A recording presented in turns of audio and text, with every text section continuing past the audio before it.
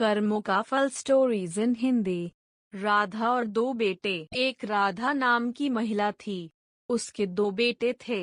बड़े बेटे का नाम पुनीत और छोटे बेटे का नाम सुमित था। बचपन में वह दोनों बड़े प्रेम से रहते थे, परंतु छोटा भाई सुमित अपनी माँ की बात नहीं मानता था। जब वे दोनों बड़े हो गए तब उनकी शादी हो गई। वे दोनों अच्छे से रहने लगे, परंतु एक दिन राधा की पति की मृत्यु हो गई। अब राधा अकेली पड़ गई थी और बड़ा बेटा पुनीत कोई शहर में काम करता था।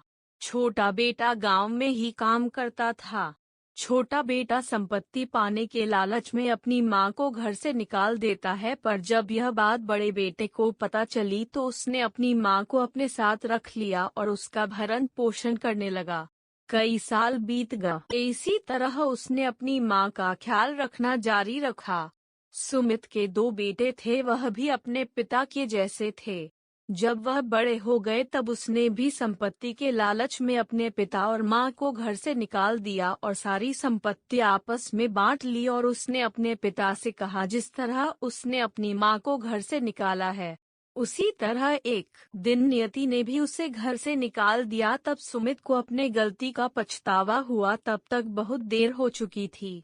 सीख: हमें अपने माँ पिता का हमेशा सम्मान करना चाहिए, चाहे उनके पास कोई धन हो या ना हो।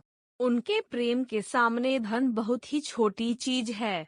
कहानी अच्छा लगा है तो लाइक करें और चैनल को सब्सक्राइब करें। वीडियो पूरा देखने के लिए धन्यवाद।